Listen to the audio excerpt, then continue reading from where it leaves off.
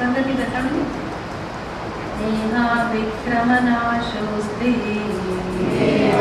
विक्रमनाशोस्ति प्रत्यवायो न विद्यते स्वल्पमप्यस्य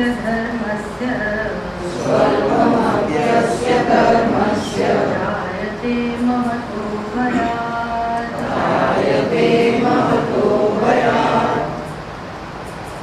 હવે કર્મયોગનો વિષય શરૂ થાય છે. ભગવાન એના વિશે કહે છે. તો પહેલા ભગવાને એનું મહત્વ સમજાવ્યું. કર્મયોગ કેવા પ્રકારની વસ્તુ છે, અહીંથી જ શરૂ થાય છે. કર્મ અને કર્મયોગ વચ્ચે કેવા પ્રકારનો તફાવત છે તે અહીંથી શરૂ થાય છે. આપણને અહીંથી સમજ પ્રાપ્ત થાય કે આપણા જીવનમાં જે કંઈ કર્મો કરીએ છીએ કર્મો અને ભગવાન જે કર્મયોગની સમજ આપે છે એ સમજ પ્રમાણેના કર્મ. આમ કર્મમાં ભેદ છે. આપણે આપણી સમજથી કર્મ કરીએ એ સીધું સરળ કર્મ છે અને પાછું એ આપણને જન્મ મૃત્યુ અપાવનારું કર્મ છે, સુખ દુઃખ અપાવનારું કર્મ છે, બાંધનારું કર્મ છે. આપણે કરીએ છીએ કર્મ. આપણી સમજ પ્રમાણે જે જીવનમાં કર્મો થાય છે એ બધા જ કર્મો આપણને બાંધનારા છે. એટલે અત્યારે વર્તમાનમાં આપણે જે કંઈ પરિસ્થિતિમાંથી પસાર થઈ રહ્યા છે, જે કંઈ વસ્તુનો સામનો કરીએ છીએ, બધું આપણા જ પૂર્વના કર્મો છે. અને આપણે કર્મો કરીએ છીએ શેના માટે? નહીં કે બંધાવવા માટે. કોઈ મનુષ્ય બંધાવવા માટે કર્મ ના કરે, સુખી થવા જ કર્મો કરે છે. પણ કર્મ કરવાની રીત એવી છે કે બંધાઈ જાય છે. આવું કેમ થતું હશે? બધાના જીવનમાં આવું છે. કર્મ કરવાથી માણસ બંધાય કેમ છે? કર્મ કેમ કરવો એ ખબર નથી અને કર્મ કર્યા વગર ચાલે એવું નથી. બંને વસ્તુ છે. તમે કર્મ છોડી દો તો ના બંધાવો, પણ છોડી દેવાય તો ને. કર્મ કર્યા વગર તો બેસાતું નથી. કર્મ તો કરવું જ પડે છે. કર્મ કર્યા વગર કોઈ જીવ રહી ના શકે, મનુષ્ય રહી ના શકે. અને કર્મ કરે તો બંધાય છે. એટલે કર્મ કરો તો બંધાવો અને બીજી બાજુ કર્મ કર્યા વગર ચાલે ને. એટલે બંધાયા વગર છૂટતો જ નથી એનો તેવો તો. અને કર્મ કરીએ છીએ શેના માટે? પાછા કર્મ કર્યા વગર ચાલે નહીં તો ખરું, પણ કર્મ કરીએ છીએ શેના માટે? સુખી થવા. ભલે બધી વસ્તુઓ પ્રાપ્ત કરવા માટે આપણે કર્મ કરતા એવું લાગે, પણ છેવટે આપણી ગણતરી કેવી છે? કર્મ દ્વારા આપણને સુખ અને શાંતિ મળે એ આપણી ગણતરી છે. એટલે કોઈ દુઃખી થવા તો કર્મ નથી જ કરતો. એટલે સુખી થાય છે અને દુઃખી થાય છે. અને વધારે શું થાય છે? વધારે માણસ શું ભોગવે છે? દુઃખ. સુખ તો થોડું થોડું ભોગવે, દુઃખ વધારે માત્રામાં ભોગવે. અને અનંત કાળથી આ ક્રમ ચાલ્યો આવે છે. માણસ બિચારો જન્મ્યા જ કરે, જન્મે કર્મો કરે, કર્મફળ ભોગવે, મૃત્યુ પામે, વળી પાછો જન્મે, કર્મ કરે, કર્મફળ ભોગવે, મૃત્યુ પામે. આ મારી લીલા ચાલે છે, જીવની લીલા ચાલે છે અનંત કાળમાં. અને લીલામાં તો વાંધો નથી, પણ તોય ક્યાં સુધીનો? રડવાનું તમે લીલા કરો તો ક્યાં સુધીનો? હસવાનું તમે લીલા કરો તો ક્યાં સુધી? હસવાનું, રડવાનું, બસ આ જીવનનો સાર હોય એવું જીવન માણસને કંઈ ગમે નહીં. છેવટે તો મનુષ્યને એવું હોય કે ક્યારે આપણે સંતોષનો અનુભવ કરીએ, ક્યારે સુખનો અનુભવ કરીએ. આવું થાય જીવ મનુષ્ય. જીવનમાં હાશ થાય એવું કંઈક ગમે આપણને. એનું નામ છે મોક્ષ. પરમ સંતોષનો અનુભવ થયો એનું નામ છે મોક્ષ. આમ શાંતિ ઝંખે છે જીવ. શાંતિનો જ બીજું નામ એટલે સંતોષ, એનું જ બીજું નામ એટલે પ્રેમ, એનું જ વળી નવું નામ એટલે મુક્તિ. બધા નામ એક સરખા જ છે. શાસ્ત્ર જે સમજાવે છે અને આપણે જે ઈચ્છીએ છીએ એ પ્રેમ જુદા પ્રકારનો. આપણે આવા લૌકિક સ્તરના પ્રેમને ખરેખર નથી ઈચ્છતા. એ તો અજ્ઞાનને કારણે એક આવેગ આપણી અંદર જન્મે અને માણસને બિચારાને એમ થાય કે ના આવું તો જોઈએ જ, પેલું તો જોઈએ જ, એમ કરી બધું ભેગું કરે અને એવી લાગણીઓને સંતોષ્યા કરે. એનું નામ એ સમજે કે પ્રેમ. ખરેખર એવી એ મનુષ્યની જરૂરિયાત નથી.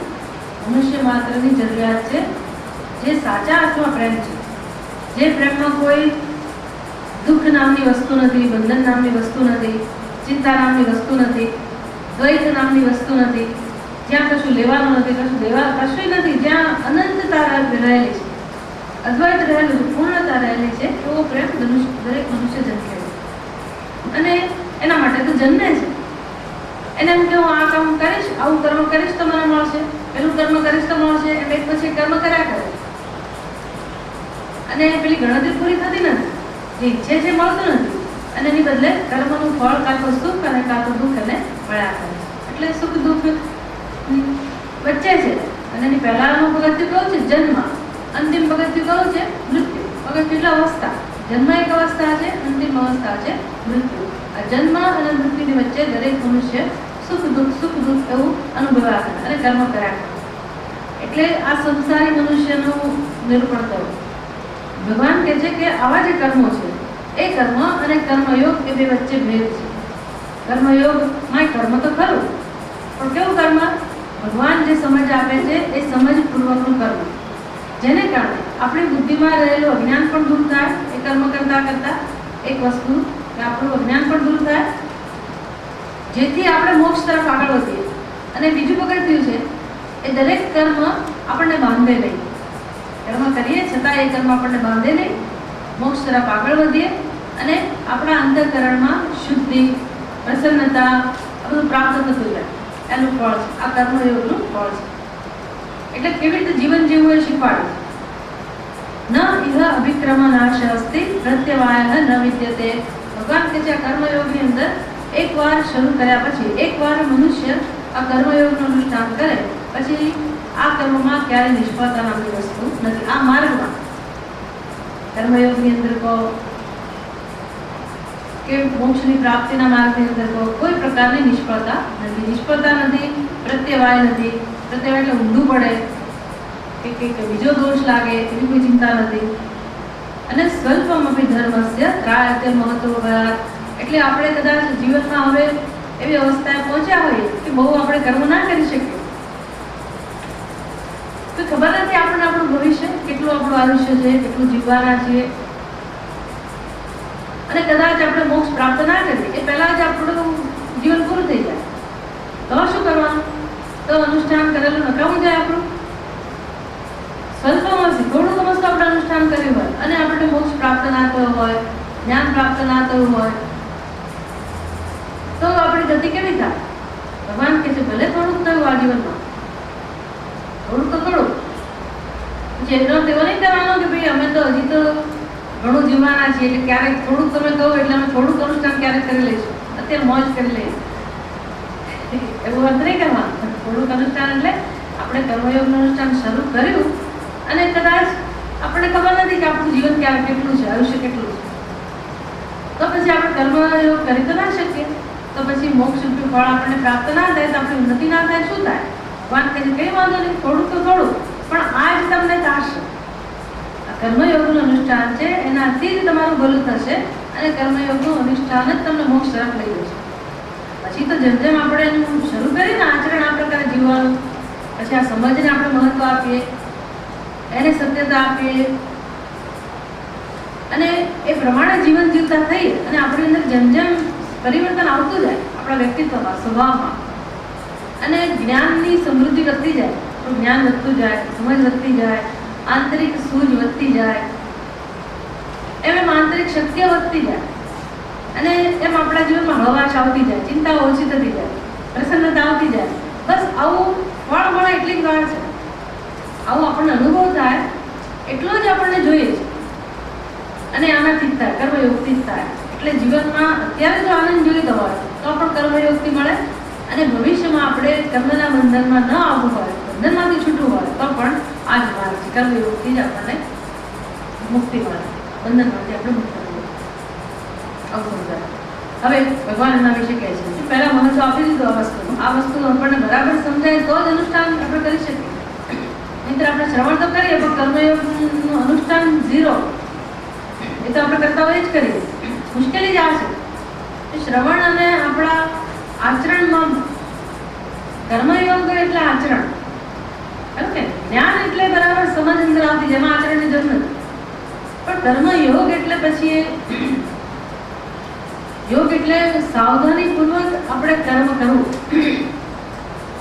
હવે થાય શું, કર્મ તો જીવનમાં ચાલુ હોય, શ્રવણ ચાલુ હોય, પણ કર્મ કરતી વખતે પેલો ઉપદેશ હોય, ઉપદેશ યાદ ના આવે, ઉપદેશ યાદ ના આવે એટલે શું થાય? કર્મ થાય તો ખરું, પણ જે ભાવનાઓ હોય અથવા આપણા ઈરાદા હોય, આપણા સંકલ્પ હોય, એ તો જૂના જ હોય પાછા.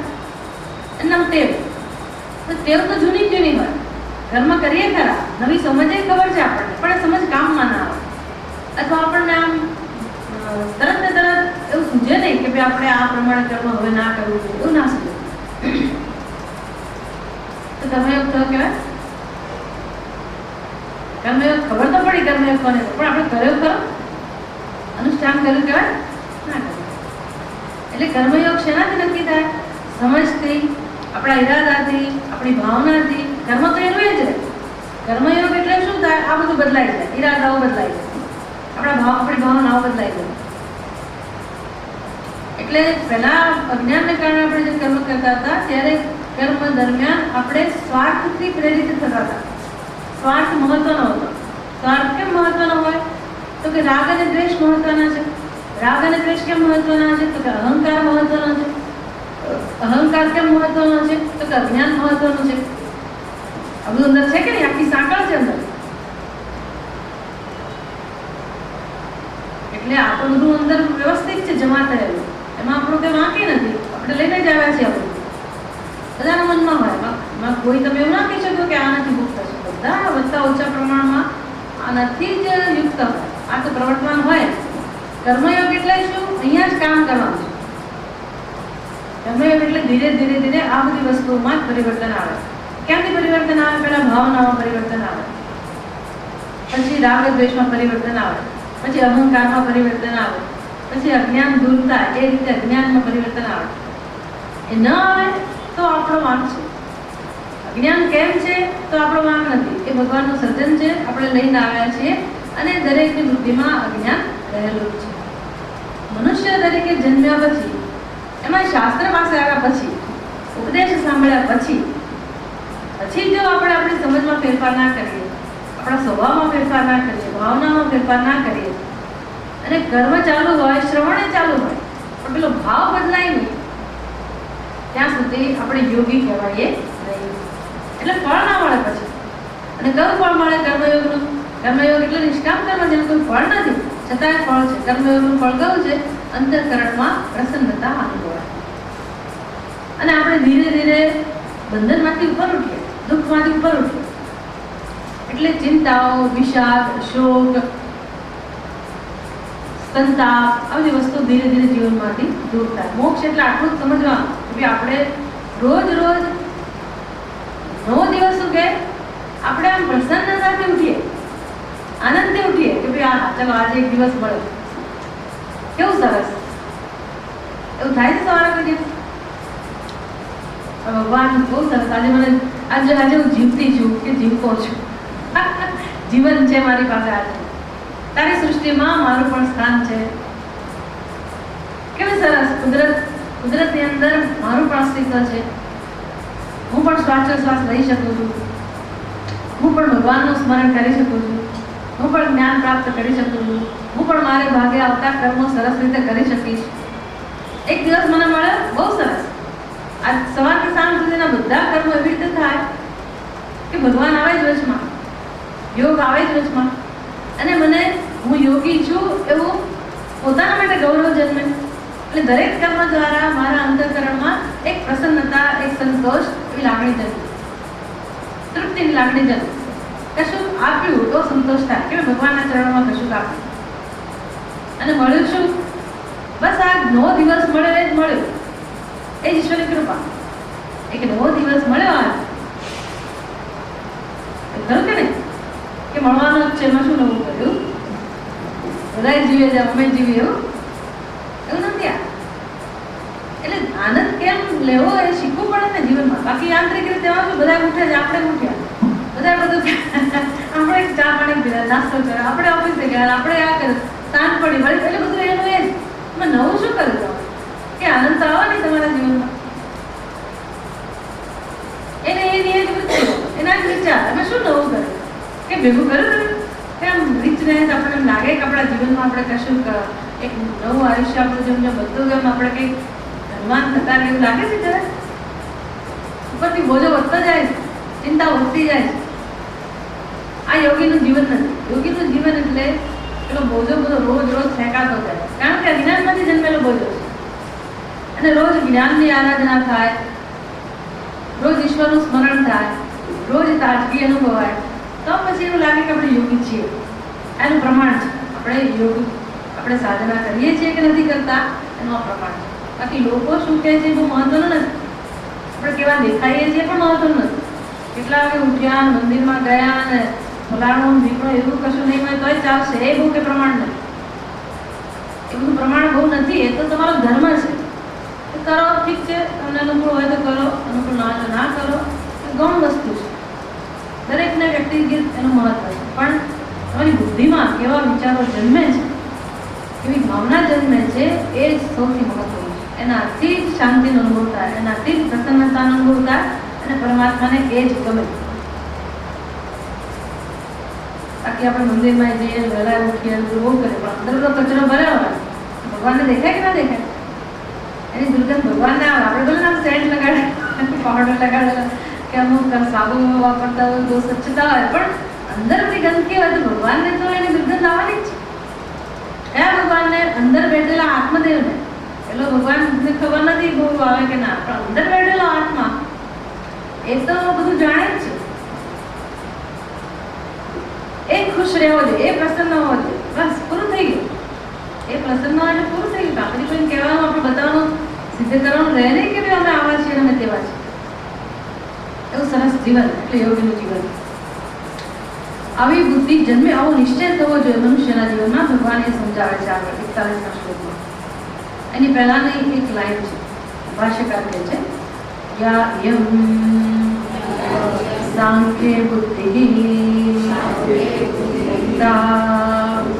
યોગે ચ લક્ષ્યમાણ લક્ષણા.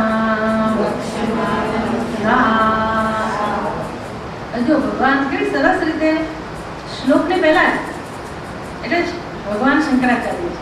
ભગવાન શ્રી કૃષ્ણ તો કેમ છે, પણ શંકરાચાર્ય ભગવાનને જે કહું આગળના શ્લોકમાં કર્મયોગ વિશે જે સમજ આપી ભગવાને, શંકરાચાર્યજી કહે છે કે સાંખ્યમાં જે વાત કરી, સાંખ્ય યોગ જ્ઞાનના વિષયમાં જે વાત કરી, એ જ બુદ્ધિ, એ જ જ્ઞાન યોગે ચ, એ જ યોગમાં છે ખરેખર. એટલે યોગ શેનાથી બને છે? આમ તો કહેવાય કર્મયોગ, પણ કર્મ અને કર્મયોગમાં ભેદ શું? માત્ર ભાવનાઓ ખરી, પણ એ ભાવનાઓની સમજ આપણને આપીને કોઈ કે તો જે સમજ મોક્ષ સુધી લઈ જાય અને એ સમજ કર્મમાં વણાયેલી હોય, કર્મમાં આવે, ત્યારે એને કહેવાય યોગ. કર્મ તો એનું એ જ રહે, પણ એ કર્મમાં જ્યારે આપણું અજ્ઞાન ના હોય, પણ ભગવાને આપેલો ઉપદેશ હોય, જ્ઞાન હોય, સમજ હોય, અને પછી એ કર્મ થતું હોય, ત્યારે એને શું કહેવાય? કર્મયોગ. એટલે ભગવાન કહે છે સાંખ્ય. હવે કયું જ્ઞાન આવવાનું? તો કે જે આત્માના વિશેનું જ્ઞાન છે, એ જ જ્ઞાન આ કર્મની અંદર ધીરે ધીરે આવવાનું છે. માટે કર્મયોગમાં પરિવર્તિત થાય છે. એટલે યા સાંખ્ય બુદ્ધિ સા યોગે વક્ષ્યમાણ લક્ષણા. વક્ષ્યમાણ લક્ષણા એટલે અત્યારે હવે ભવિષ્યમાં જે ભગવાન કહેવાના છે. વક્ષ્યમાણ એટલે ફ્યુચર ટેન્સ. અમે પછી ભગવાનજીનું વર્ણન કરવાના. સા એ બુદ્ધિ કેવી છે એનું નિરૂપણ ભગવાન કરી રહ્યા. શંકરાચાર્ય સંગતિ આપી કે 41ના શ્લોકમાં હવે ભગવાન જે બુદ્ધિની વાત કરવાના છે, જે વિષય, જે જ્ઞાનની વાત કરવાના છે, એ જ્ઞાન કેવું છે? તો કે સાંખ્યના વિષયમાં જે આપ્યું હતું એ જ હવે યોગમાં કહેવાના છે. એટલે એનું સ્વરૂપ કેવું છે, આ બુદ્ધિનું સ્વરૂપ કેવું છે એ ભગવાન સમજાવે છે. વ્યવસાયાત્મિકા બુદ્ધિ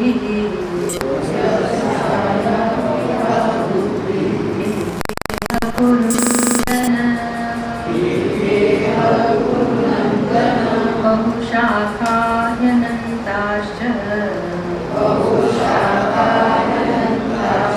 उभयो व्यवसायिनाम्.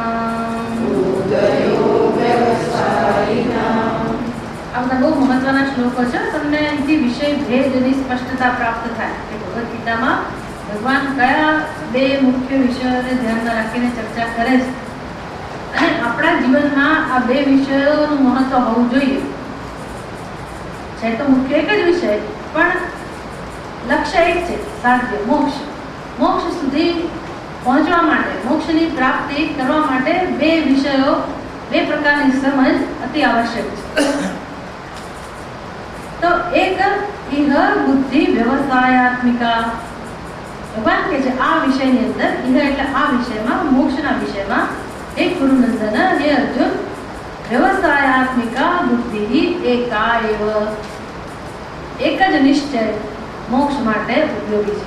તમારે મોક્ષ પ્રાપ્ત કરવું હોય, જીવનમાં બંધનમાંથી છૂટવું હોય, સુખ પ્રાપ્ત કરવું હોય, પોતાના સ્વરૂપને જાણવું હોય, તો એક જ પ્રકારનો નિશ્ચય હોવો જોઈએ.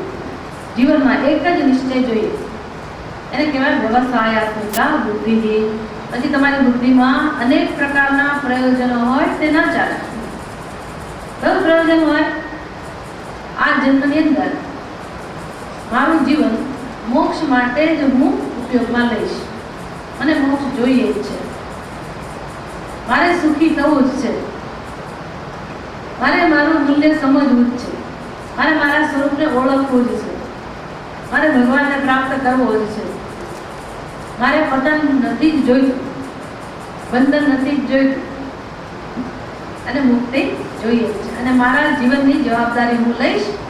અને પ્રતિકૂળતા આવે, અનુકૂળતા આવે, જે પણ આયુષ્ય હોય, જે પણ મારી પાસે બુદ્ધિ હોય, આ બધાનો પૂરેપૂરો ઉપયોગ કરી અને હું પરમાત્માને પ્રાપ્ત કરીશ, કે પોતાના સ્વરૂપને પ્રાપ્ત કરીશ. આવી આધ્યાત્મિક ઉન્નતિ માટેનો નિશ્ચય, યોગ માટેનો નિશ્ચય.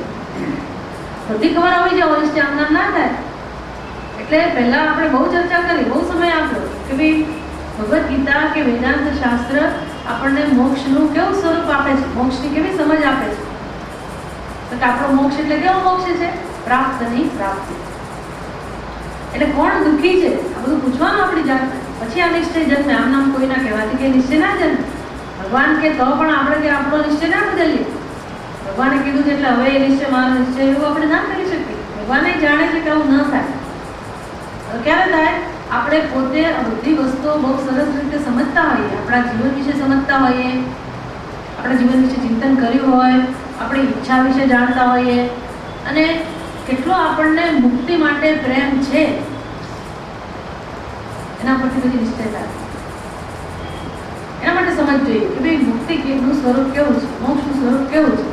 આપણે કેવું માનતા હતા કે મોક્ષ એટલે બસ મૃત્યુ પછી આપણે છૂટા થઈ ગયા એના મોક્ષ, અથવા કશો ચમત્કાર એના મોક્ષ, અથવા તમે સ્વર્ગમાં જાઓ એમના મોક્ષ, કોઈ ધામમાં જાઓ ને ગોકુલ ગોલોકમાં, વૃંદાવન ગોલોકમાં જાઓ એમના મોક્ષ, સાકેત ધામમાં જાઓ એમના મોક્ષ. પણ દરેકના પોતાના ખ્યાલ હોય. શિવલોક મહીયતે બસ એમાં જાઓ એટલે મોક્ષ હશે મોક્ષ. પણ ભગવદ્ ગીતા કેવા મોક્ષની વાત કરે છે, ઉપનિષદ કેવા પ્રકારના મોક્ષની વાત કરે છે? તો કે અહીંયા જ આ જ શરીરમાં રહીને મૃત્યુ પહેલા કોઈ પણ મનુષ્ય, બસ મનુષ્ય હોવો જોઈએ, કોઈ પણ મનુષ્ય, ગમે તે જ્ઞાતિનો હોય, ગમે તે ઉંમરનો હોય, ગમે તેવી સ્થિતિ હોય, ભણેલો હોય, ના ભણેલો હોય, પૈસાદાર હોય, ગરીબ હોય, સ્ત્રી હોય, પુરુષ હોય, યુવાન હોય, વૃદ્ધ હોય, કોઈ પણ હોય, કોઈ પણ મનુષ્ય હોવો જોઈએ. આમ મનુષ્ય અહીંયા જ મૃત્યુ પહેલા પોતાના સ્વરૂપને ઓળખે, એ નામ છે મોક્ષ. મોક્ષ એટલે મુક્તિ. ભગવાન કહે છે તું મુક્ત જ છે. મોક્ષ એટલે આનંદનો અનુભવ. ભગવાન કહે છે તું આનંદ સ્વરૂપ જ છે, તારે બનવાનું નથી. આનંદ સ્વરૂપ તું આનંદ સ્વરૂપ છે. એ સ્વરૂપને તારે ઓળખી લેવાનું, જાણી લેવાનું. અને એક તું જીવનમાં ઈચ્છે છે, બધા કર્મો પાછળ ઈચ્છે છે શું? આ જ ઈચ્છે છે આવો આનંદ. તો આનંદ ક્યાંથી મળે ભાઈ? ભગવાન કહે છે આનંદ મળે જ નહીં. ત્યાં સુધીના આપણે જેટલા લેસન લીધા એમાંથી આપણે આટલું જ શીખવાડ્યું કે ભાઈ આનંદ મળે નહીં, ક્યાંય સુખ મળે જ નહીં, આનંદ મળે જ નહીં. ભૂલી જ જવાનું. જેટલું વહેલું ભૂલી જાય એટલું સારું. તો તમે એમ કહો તમે તો નેગેટિવ થિંકિંગ વાળા છો, નિરાશાત્મક વલણ ધરાવો છો, આવી બધી વાતો કરાવો છો. પણ ભગવાન આવું કહે છે કે આનંદ મળે એવી વસ્તુ નથી. કોઈને મળ્યો નથી અને મળવાનો નથી. તો પછી એના અર્થ આનંદ હશે જ નહીં. કોઈને નથી મળ્યો તો હશે જ નહીં. તો કે ના છે તો ખરું, પણ મળે નહીં. કેમ ના મળે ભાઈ? તો કે જો પેલી લહેરને જળ મળી જાય, કપડાને સૂતર મળી જાય, તો પછી જીવને આનંદ મળે. લહેરને જળ મળે કોઈ દિવસ? કેમ ના મળે? આરામથી ના પાડે, ના મળે. લહેરને જળ કેમ ના મળે? મળવાની વસ્તુ નથી. લહેર શેની બનેલી? લહેર એ તમને ખબર હોવી જોઈએ. પછી લહેર એટલે તમારા મગજમાં કંઈક બીજું, તમે બીજા પ્રાંતના આવવાના તો પછી આ બધું મારું બોલેલું કામ ના. લહેર એટલે તરંગ, સમુદ્રમાં કે નદીમાં પાણીની અંદર ઉઠતી તરંગ. તરંગ કોને શોધે છે? જળને શોધે. તો કોઈ જળ તને નહીં મળે. કપડાં ઢૂંઢે, શું પેલું આપણું વસ્ત્ર છે એ સૂતર શોધી રહ્યું. આપણે કઈ તને સૂતર નહીં મળે. દુઃખી થઈ જાય બિચારો. અરે હું તો જન્મથી શોધું અને હું કેટલા ઉત્સાહથી શોધું અને તમે આવું મને કહો કે નહીં મળે. આવો શ્રાપ આપે મને નહીં મળે. ત્યારે જે સમજવું સમજ. સત્ય વસ્તુ આ છે. વેદાંત એટલે આવું કડક સત્ય. એટલે પછી આપણી બુદ્ધિ તો જ આપણી બુદ્ધિને કંઈક થાય. નહીંતર આપણે તો એવા જડ છીએ ને કે અંદર કશું થાય જ નહીં. આપણે ગમે તેટલા દુઃખી થાય પણ આપણી બુદ્ધિને આપણે ના ચલાવીએ. આ વેદાંત સાંભળવાનો આવે એટલે આમ થઈ જાય મોં લોકો. જ્ઞાનની વાત આવે ને એટલે મોઢું આમ ક્યાંક બીજે જતું રહે. આપણે ખબર પડે કે આ માણસને કેટલો અંદર ત્રાસ થતો હશે.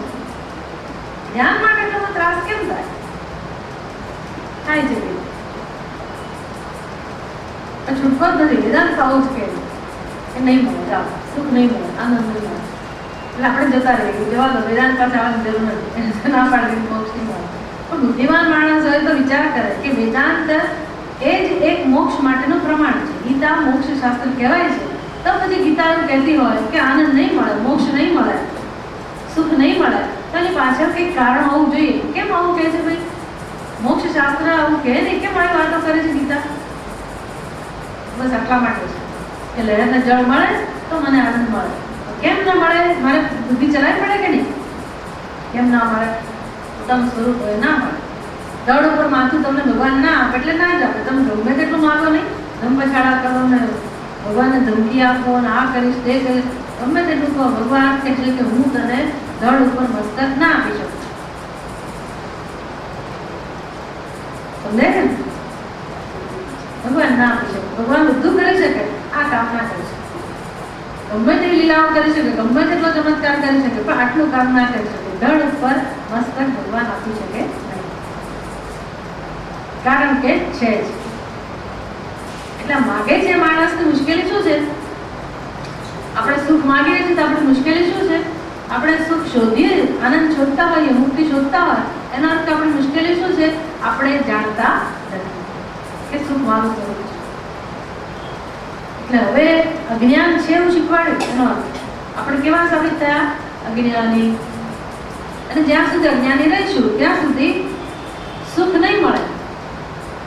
એટલે કે હવા માત્રથી જ મળી જવાનો નિયમ નથી. આપણા ખાતામાં કેટલા બધા પૈસા જમા થયેલા હોય, કોઈ કે કરાયા હોય, પણ કોઈ આપણને કહે નહીં ત્યાં સુધી કે આપણને લાભ ના મળે ને. આપણે ખબર પડવી જોઈએ કે મારી પાસે એટલા પૈસા તો એનો લાભ મળે. એમ ભલે ને ભગવાને આપણને આમ બધું છૂટે હાથે આપેલું છે, એટલો બધો આનંદ આપેલો છે, એટલો બધો આનંદ મનુષ્યની અંદર ભરેલો છે, એટલું બધું સુખ, એટલા બધા શાંતિ ભગવાને આ જીવની અંદર મૂકેલા છે. પાર વગરના સુખ શાંતિ છે, અનંત અપાર. એટલો પ્રેમ ભરેલો છે, એટલી શાંતિ ભરેલી છે, એટલું સુખ, એટલી મુક્તિ ભરેલી છે આ જીવની અંદર. એટલે એને એ તો કેવો છે આ ખરેખર જીવ? તો એનું સ્વરૂપ તો કેવું છે? એનું કોઈ માપ ના કાઢી શકાય. અને જેમાં દુઃખનો લેશ માત્ર નથી, અપાર શાંતિ, અપાર આનંદ, એવું જેનું સ્વરૂપ છે. એ જીવ અત્યારે દુઃખી હોય હોવા છતાં, આવું આનંદ સ્વરૂપ હોવા છતાં દુઃખી હોય અને પછી શું કહેવાય? જીવ અજ્ઞાન. પણ ભગવાનનો વાત નથી. ભગવાને તો આપીને જ મોકલ્યા છે. બધું જે આપણને જોઈએ એ બધું આપીને જ મોકલ્યા છે. અને છતાંય આપણે દુઃખી છીએ એમાં કોઈ શંકા નથી. એ આપણી વાસ્તવિકતા છે. પહેલી એ વાસ્તવિકતા છે, આ આપણી વાસ્તવિકતા છે. પણ આ વાસ્તવિકતા કેવી છે? કામ ચલાવો. આ વાસ્તવિકતામાં ફેરફાર થઈ શકે એવો છે. આ વ્યવહારિક વાસ્તવિકતા કહેવાય. આમાં આપણે પરિવર્તન લાવી શકીએ. અને પેલી કઈ વાસ્તવિકતા છે? પારમાર્થિક વાસ્તવિકતા, જેમાં આપણે પરિવર્તન લાવી શકીએ નહીં. અને એકવાર જેનું દર્શન થઈ જાય બસ પછી મુક્તિ. એટલે એ પણ વાસ્તવિકતા છે. માટે કહું પ્રાપ્તની પ્રાપ્તિ. તો આપણો જન્મ શેના માટે થયો છે? આ વાસ્તવિકતાને ઓળખવા માટે. પછી એ તમે ત્યાં આવું ઓળખવા માટે તમે તૈયાર થાવ ત્યાં સુધી જીવનમાં ઘણું બધું આપણે આપણી રીતે કર્યા કરીએ. બરાબર છે, જરૂર છે એટલે કરો. પણ ભગવાન કહે છે એનો પછી એક અંત આવી જાય, એની મર્યાદા હોય. પછી આ કામ માટે જીવન શરૂ થવું જોઈએ. મોક્ષ માટે જીવન શરૂ થવું જોઈએ. એને કહેવાય વ્યવસાયાત્મિકા બુદ્ધિ. નિશ્ચય થવો જોઈએ જીવનમાં કે હવે તો આ કામ કરીને જ રહેવું છે, હવે તો શાંતિ મેળવીને જ રહેવું, મારા જીવનનો ઉપયોગ આના માટે જ કરીશ. અને હવે અત્યાર સુધી બધું જગતમાં જેટલી બધી હતી ને આકર્ષણો, એટલે આકર્ષણો ઓછા થઈ ગયા હોવા જોઈએ. ખરેખર એવું જગત છે માટે થઈ જવા જોઈએ. બહુ દીકરાઓ વાળા, નાના દીકરાઓ વાળા, ફલાણા વાળા, બધા આસક્તિ ભરપૂર હતી. તો ધીરે ધીરે સમજાઈ જવું જોઈએ. ભગવાન તો સમજાવે એની રીતે, ભગવાન બધાને સમજાવે. આપણે સમજવું ના આવે તો જુદી વાત છે.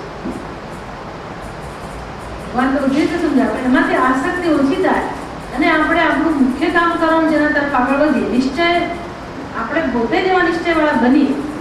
લોકો કંઈ આપણને ના બનાવે, આપણે જ આપણા અનુભવોમાંથી બહુ સ્પષ્ટ રીતે બધું શીખી જઈએ, સમજી જઈએ અને આપણા જીવનમાં કેમ આગળ વધવું, શું કામ કરવું એનો નિશ્ચય આપણે પોતે કરીએ. એનું નામ છે વ્યવસાયાત્મિકા બુદ્ધિ. પણ લક્ષ્ય એક જ, મોક્ષની પ્રાપ્તિ. નહીંતર શું કરશે? ભગવાન કહે છે બહુ શાખા અનંતાશ્ચ. એટલે તમારી બુદ્ધિની અંદર અનેક પ્રયોજનો છે, એને કહેવાય બહુ શાખા, અનેક શાખાઓ. અનંતા, અનંતા એટલે પાર વગરની, એનો અંત જ નથી. એટલે શાખા એટલે શું? બુદ્ધિની શાખાઓ એટલે શું? તો બુદ્ધિની અંદર અનેક પ્રકારના સંકલ્પ વિકલ્પો જન્મ્યા જ કરવા. એવા સંકલ્પ વિકલ્પ, હજી મારા જીવનમાં પેલું મેળવવાનું બાકી છે, હજી આ કામ પતાવવાનું બાકી છે, પેલા કામ પતાવવાનું બાકી છે, હજી દીકરાનું લગ્ન બાકી છે, દીકરીનું લગ્ન બાકી છે. એટલે ભાઈ લગ્ન કરવાની જવાબદારી તમારી નથી, કરાવવાની જવાબદારી અથવા તમારી છે તો ભગવાનની છે ખરી કે નહીં? ખરેખર તો એ ભગવાનની જ જવાબદારી છે. અને જે આપણી જવાબદારી છે, મનુષ્યની પોતાની વ્યક્તિગત જે જવાબદારી છે, અંગત જવાબદારી, જે ખરેખર આપણું પ્રયોજન છે, એ તો આપણે આધ્યાત્મિક ઉન્નતિ છે. એટલે એ આપણે બાજુ રાખી દઈએ કે હમણાં નહીં, હમણાં એમાં સમય નથી. કેમ તો તમારી દીકરીઓ પરણાવવાનું બાકી છે, દીકરા પરણાવવાના બાકી છે. ભગવાન તમને લખી આપ્યું છે કે તમે એટલું જીવવાના છો, દીકરા પરણી જશે, બધું થઈ જશે, પછી તમારે ત્યાં સુધી એવું લખી આપ્યું.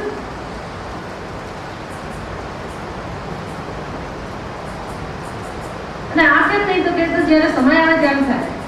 આધ્યાત્મિક ઉન્નતિ ક્યારે થાય? એ તો ભગવાન નક્કી કરે. સમય આવે, એવું પુણ્ય પાકે ત્યારે થાય. તો દીકરાનું દીકરીનું લગ્ન ત્યારે ના થાય? એ બધું મારે કરવાનું, એની ચિંતા મારે કરવાની, એ બધું હું કરું. અને આધ્યાત્મિક ઉન્નતિ તો કે ભગવાન નક્કી કરે ત્યારે થાય. એટલે આ ભગવાન ઉપર છોડો કે દીકરા દીકરીનું લગ્ન ભગવાન નક્કી કરે ત્યારે જ થવાનું છે. ભલામાં આ મજૂરી કહેવાય ના. માણસ મજૂરી કરે, આજ કરે, અમારે આ બાકી, મારે પેલું બાકી, મારે. ભાઈ તું કોણ છું એ તો વિચાર કર. તારું શું સ્થાન છે જીવનમાં? બરાબર છે, તું માતા પિતા છે, ના નથી, પણ તારા માતા પિતા, એના માતા, કોઈ ખરા બીજા માતા પિતા ખરા કે નહીં? વાતું લખીને તમે નાસ્તી નિયંતા ભૂતની જેમ આખો દિવસ સવારથી સાંજ સુધી ચિંતાઓ નહીં ગયા, ત્યાં ગયા, ફલાણી જગ્યા રહી ગઈ, આમ આયોજનો ચાલે આજ કરે. તો નાના હોય તો બરાબર છે, આટલા મોટા થયા પછી શું આટલું બધું રહી ગયું? અને બધું ભલે વર્ષમાં 2-3 વાર આપણે જઈએ એની ના, પણ જો મોક્ષ વિશેનો કોઈ સમજ પ્રાપ્ત નહીં થાય તો ભગવાન કહે છે અનંતાશ્ચ બહુ શાખા અનંતાશ્ચ બુદ્ધયઃ અવ્યવસાયિનાં.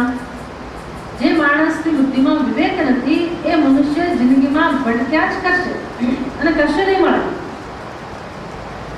એટલે આપણો દિવસ નકામો શું કામ જવો જોઈએ? એક પણ દિવસ શું કામ નકામો જવો જોઈએ? દીકરીનું લગ્ન જુદી વાત છે, દીકરાનું લગ્ન જુદી વાત છે, પ્રમોશન જુદી વાત છે. બધું ભલે રહ્યું, વ્યવહારિક પ્રશ્નો ભલે રહ્યા અને એના ઉકેલ માટે તમે ભલે પ્રયાસ કરો, પણ એમાં ભગવાન તો આવી શકે કે ના આવી શકે?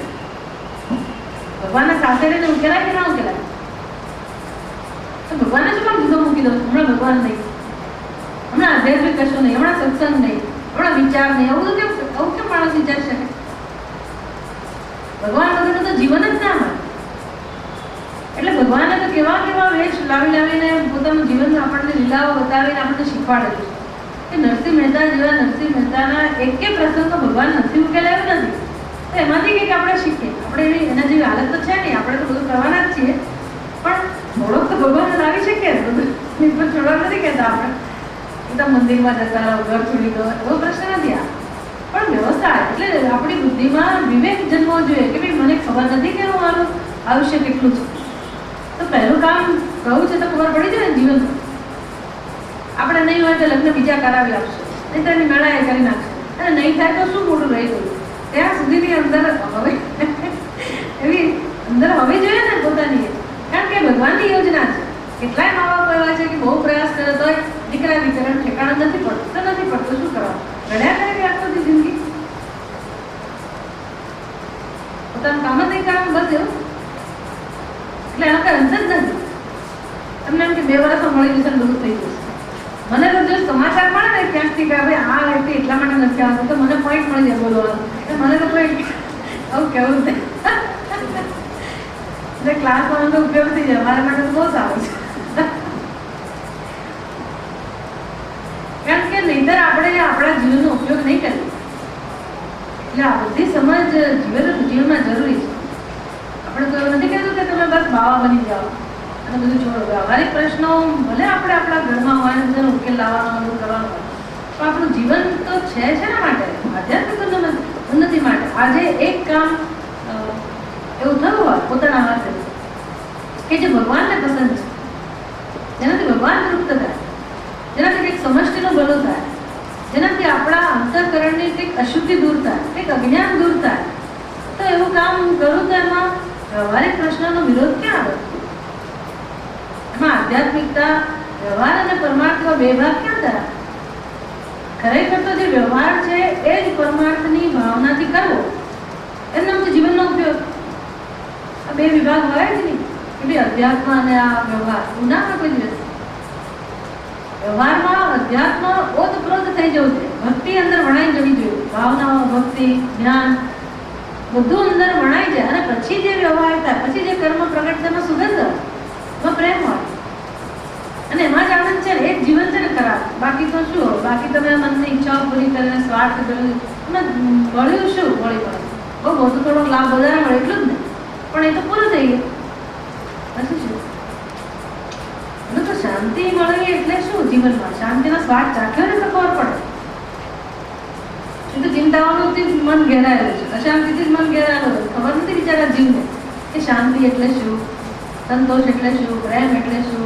તો શું એક દિવસ કંઈ ચમત્કાર કરવાનો છે કે ભગવાન આપણી ઉપર બેઠા બેઠા ધોધ વર્ષાઓ, પ્રેમની વર્ષા કરશે અને બસ આમ શાંતિ શાંતિ એવું થવાનું છે?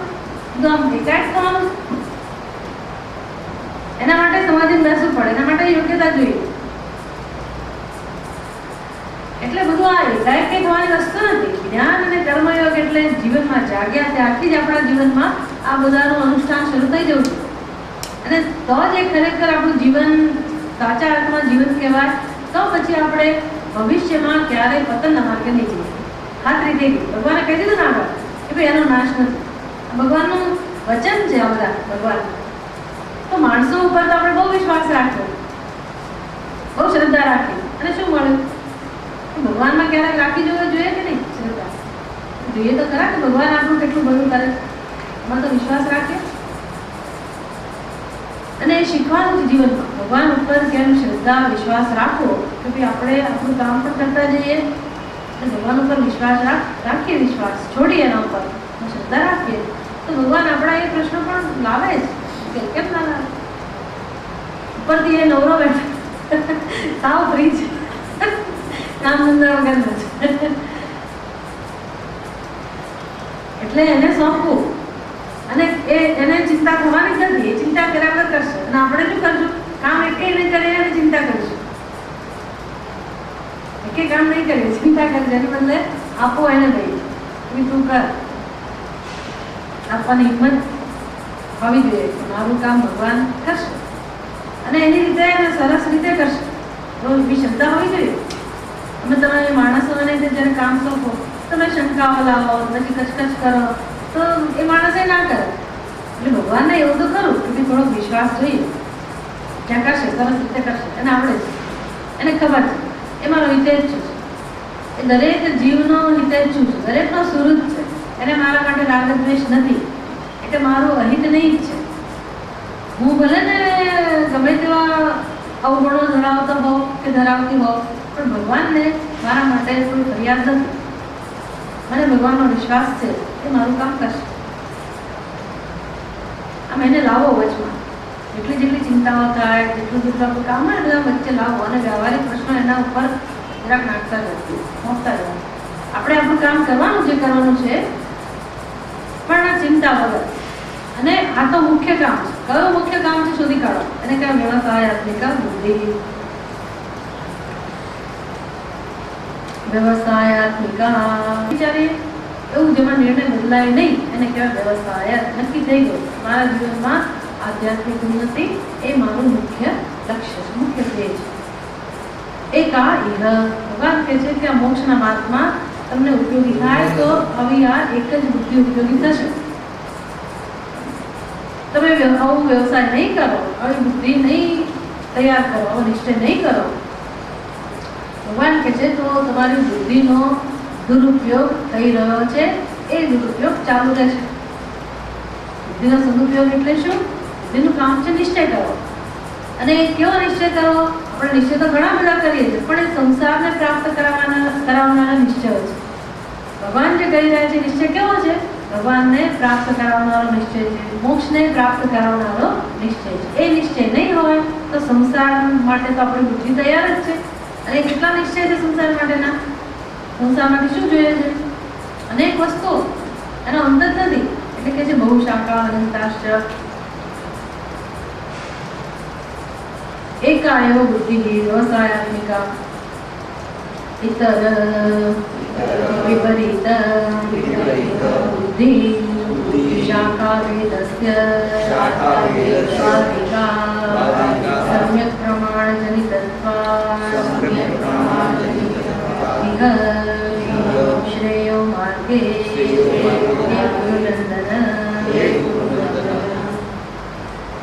ગુરુનંદન. આ એક જ બુદ્ધિ એવી છે કે જે મોક્ષ અપાવશે. કેમ ભગવાન એવું કહો છો? તો કે ઇતર એટલે આ બુદ્ધિ સિવાયની બુદ્ધિ, આ નિર્ણય સિવાયના નિર્ણયો. ઇતર વિપરીત બુદ્ધિ શાખા ભેદસ્ય. બાકીની બુદ્ધિ કેવી છે? તો કે વિપરીત એટલે વિરુદ્ધ. શાખા ભેદસ્ય વળી પાછી કેવી છે? અનેક શાખાઓ ધરાવનારી. ભગવાનને પ્રાપ્ત કરવાની બુદ્ધિ એક જ હોય, શ્રેય માર્ગ એક જ હોય, અને પ્રેય માર્ગમાં અનેક શાખાઓ હોય અને વળી પાછી બાંધનારી હોય. તો વિપરીત બુદ્ધિ શાખા ભેદસ્ય બાધિકા. તો વ્યવસાયાત્મિકા બુદ્ધિ શું કરે? એકવાર આ બુદ્ધિ જન્મે પછી એ બુદ્ધિમાં એવું સામર્થ્ય છે કે સંસારને લગતા જેટલા નિર્ણયો હોય એ બધા નિર્ણયોને દૂર કરે. એને કહ્યું કે દૂર કરનારી બુદ્ધિ જોઈએ. સંસારના વિષયોમાં જેટલા નિશ્ચયો હોય કે આપણા સંકલ્પ વિકલ્પો હોય એ બધાને સમાવનારી તો બુદ્ધિ જોઈએ ને.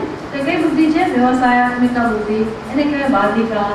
આ શું કરશે? ભગવાનને પ્રાપ્ત કરાવનારો નિશ્ચય કે આધ્યાત્મિક ઉન્નતિ માટેનો જે નિશ્ચય છે એ નિશ્ચય સંસાર પ્રાપ્ત કરાવનારા નિશ્ચયોને દૂર કરશે. એના નિશ્ચયો આમનામ દૂર ના થાય. કોઈક એવું નિવારણ કરનાર જોઈએ, કોઈક જોઈએ, આપણને કંઈક બતાવનાર જોઈએ. બીજું આનાથી તું બંધનમાં પડીશ, એનાથી તું દુઃખી થઈશ, એનાથી કે તારો ઉદ્ધાર નહીં થાય, આવું કોઈ કહેનારું જોઈએ ને. એવી કોઈ કઈ બુદ્ધિ છે આપણને આમાંથી બચાવનારી? તો કે વ્યવસાયાત્મિકા બુદ્ધિ. એ જે બુદ્ધિ છે ધીરે ધીરે આપણને સંસારી બુદ્ધિમાંથી છોડાવશે. એને કહેવાય બાધિકા.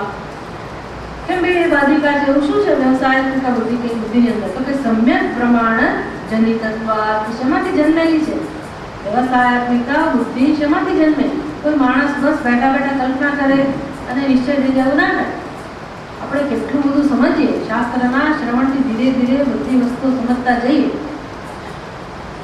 જીવ, જગત, ઈશ્વર આ બધાનું સ્વરૂપ સમજતા જઈએ. પછી આપણો જન્મ કેમ થયો એ સમજીએ, જગતનું સર્જન કેમ થયું એ સમજીએ, જગતમાં આપણું શું સ્થાન છે, એના માટે આપણે જન્મેલા છીએ એ જાણીએ. પછી કેમ આપણી આજુબાજુ આ બધા સભ્યો છે, પરિવારના સભ્યો એ કયા કારણથી આપણી સાથે આવેલા છે.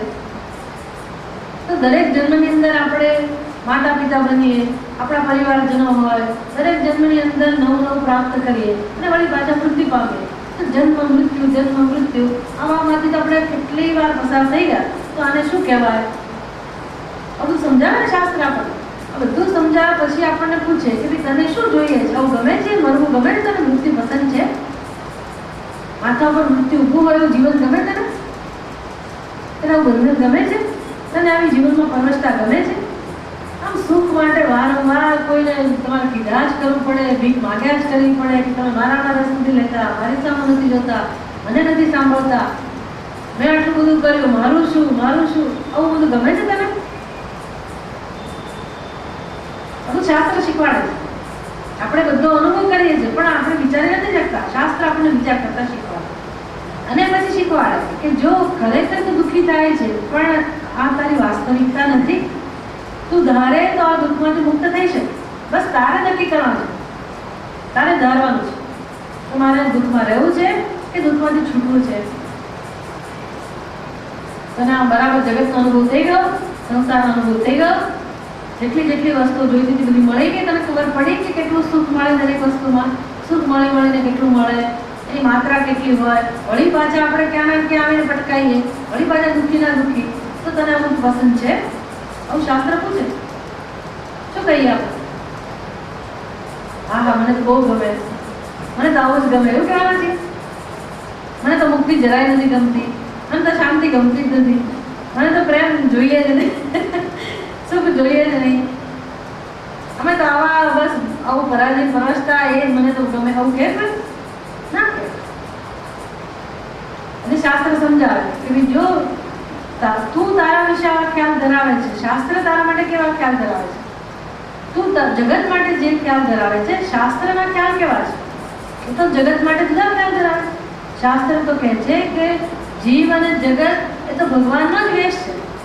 શાસ્ત્ર તો આવું કહે છે. શાસ્ત્ર કહે છે કે કોઈ આવો જીવ છે જ નહીં. શાસ્ત્ર તો એવું કહે છે ભગવાન સિવાય બીજી કોઈ વસ્તુ છે જ નહીં. એનો અર્થ એવો થયો કે આનંદ સિવાય બીજી કોઈ વસ્તુ છે જ નહીં, શાંતિ સિવાય, મુક્તિ સિવાય, પ્રેમ સિવાય બીજી કોઈ વસ્તુ છે જ નહીં, આવું શાસ્ત્ર કહે છે. તો તારી બુદ્ધિમાં કેમ આવો ખ્યાલ છે કે તું જીવ છે, તારી કરતા જુદું જગત છે અને તું ક્યારેક સુખી ક્યારેક દુઃખી, આવો તારા વિશેનો ખ્યાલ કેમ છે? શાસ્ત્ર તો કહે છે કે જે છે સાક્ષાત પરમાત્મા જ છે, બ્રહ્મ જ છે. તમ નિત્ય શુદ્ધ બુદ્ધ મુક્ત હસી, તમ સંસારી ના હસી. એટલે આ નિશ્ચય જન્મે વ્યવસાયાત્મિક બુદ્ધિ કે આ પ્રાપ્તની પ્રાપ્તિ, અજ્ઞાન દૂર કરવું એ જ તારા જીવનનું લક્ષ્ય છે. તો જ તને સુખનો અનુભવ થશે. સુખ મેળવવાની વસ્તુ નથી, તારું સ્વરૂપ છે. આ બધું કોણે સમજાવ્યું? ક્યાંથી આવ્યું? શાસ્ત્ર પાસે. એને કહેવાય શાસ્ત્ર સમ્યક પ્રમાણ જનિતત્વાદ. પ્રમાણ, શાસ્ત્ર શું છે? પ્રમાણ છે. અને બીજા કોઈ વ્યક્તિઓ આપણને કહે કે આપણે માની ના લઈએ, અને માનવાની જરૂર નથી. આપણે ક્યારે માનીએ? શાસ્ત્ર કહેતું હોય. કેમ? શાસ્ત્ર એટલે પૂરું થઈ ગયું આપણા માટે. આપણી સંસ્કૃતિમાં શાસ્ત્રનો આદર છે અને આપણે સંસ્કાર લઈને જન્મ્યા છીએ. આપણે જાણીએ છીએ કે ગીતા એટલે શું, ઉપનિષદ એટલે શું, શાસ્ત્ર એટલે શું. બાકી શાસ્ત્રની નિંદા કરનારા પણ ભરપૂર છે. આધ્યાત્મિક ક્ષેત્રમાં જ ઘણા બધા છે કે શું તમારું આ શાસ્ત્રને પોતા માટે શું વળાવ, એવું કહેનારા પણ છે.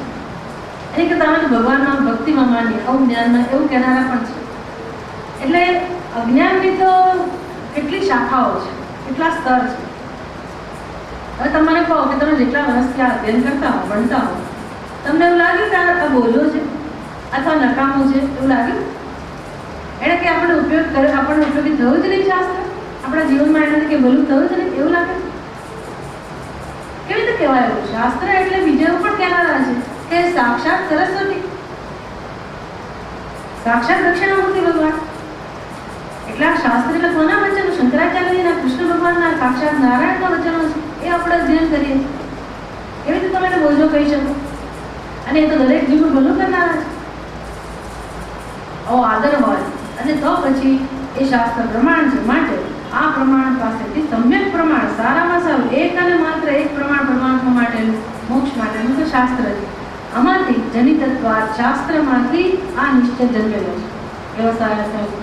વ્યવસાયાત્મિકા બુદ્ધિ માટે इह अर्थात श्रेय मार्गे मोक्ष मार्गे एक गुरुनंदन व्यवसायात्मिका एका बुद्धि आ एक ज बुद्धि थी एक ज विषय थी मनुष्य बड़ू થાય. या पुनः इतरा बुद्धयः यासां शाखा भेद प्रचारवशात् अनन्तः अपारः अनुपरतः संसारः नित्य विस्तीर्णः भवति।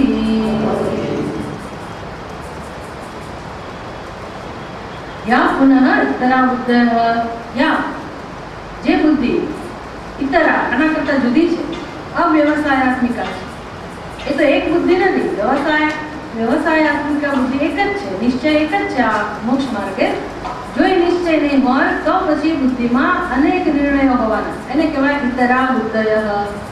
अनेक असंख्य प्रकारना संकल्प विकल्प के पोताना ख्याल यासाम शाखा भेद प्रचार वशात भगवान के शंकराचार्य कहे छे कि जेमना अनेक अनेक प्रकार छे, असंख्य प्रकारनी बुद्धिओ छे। अनंत ने जेनो तो अंत नथी एवी असंख्य बुद्धिओ असंख्य संकल्प जन्म्या ज करे।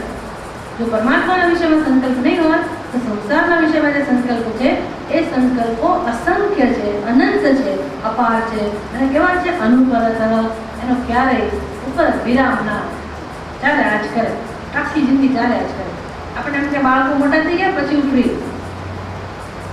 ઊંચો બધા દરેક મા બાપ જે મા બાપ 70-75 વર્ષે પહોંચ્યા એ નવા મા બાપ બનેલા એને કહે છે કે ભાઈ તું આવું વિચારીશ નહીં કે હું ફ્રી થઈશ, ફ્રી થવાય જ નહીં। माता पिता बनेला चाले ज करे, तमने एम के हमणा फ्री थे जाओ, फ्री थवाय ज मुक्त थवाय चाले ज करे। संसारनी गति एवी आपणे एम के बस आ બધું પતી જાય એટલે હવે મને સમય મળશે, તમે મળે જ નહીં। સંસારનું સ્વરૂપ છે એકમાંથી બીજું બીજામાંથી ત્રીજું ચાલે જ કરે। અનુપરત સંસાર નિત્ય પ્રતત વિસ્તીર્ણ ભવતિ રોજ રોજ એમાંથી જન્મ અને વિસ્તાર થયા જ કરે। જ્યારે આગળ કહે છે પ્રમાણ જનિત विवेक बुद्धि निमित्त वशात् अपरतासु अनंत वेग बुद्धिषु संसारमपि परमते। जे व्यवसायात्मक बुद्धि છે કેવી છે તો કે પ્રમાણ જનિત વિવેક બુદ્ધિ નિમિત્ત વશાત એ શાસ્ત્ર પ્રમાણમાંથી જન્મેલી હોવાથી उपरतासु अनंत बुद्धिषु संसारः परमते। जेवी व्यवसायात्मक बुद्धि जन्मे એટલે પહેલી બુદ્ધિઓ ધીરે ધીરે ઉપરામ થઈ ગઈ। એ બુદ્ધિઓ ઉપરામ થઈ એટલે એમાંથી જન્મેલો જન્મવાનો જે સંસાર હતો એ સંસાર પણ ધીરે ધીરે ઉપરામ થયો। બાકી સંસારમાંથી છૂટાય નહીં, કોઈ આપણને સંસારમાંથી છોડાવી શકે નહીં। ઉદ્ધરે આત્મના આત્માનો પોતે જ પોતાનો ઉદ્ધાર કરવો જોઈએ। પોતાનો ઉદ્ધાર કરવાની રીત કઈ મારી બુદ્ધિમાં નિશ્ચય જન્મે। હું જે નિર્ણય કરું કે મારા જીવનમાં મારે શું જોઈએ છે શ્રેય કે પ્રેય, પ્રેયનો અંત નથી, અનંત છે અને સંસાર ચાલ્યા જ કરશે, એમાંથી કોઈ છોડાવશે પણ નહીં। મુક્ત થવું હોય તો એક જ ઉપાય છે, આગળ આવતો હોય ઓમ પૂર્ણમદ પૂર્ણમિદં પૂર્ણાત પૂર્ણમુદચ્યતે पूर्णस्य पूर्णमादाय पूर्णमेवावशिष्यते। ॐ शान्ति शान्ति शान्तिः। शङ्करं शङ्कराचार्यं केशवं बादरायणं सूत्रभाष्यकृतौ वन्दे भगवन्तो पुनः पुनः। ईश्वरो गुरुराज्ञेति मूर्तिभेदविभागिने व्योमवद्व्याप्त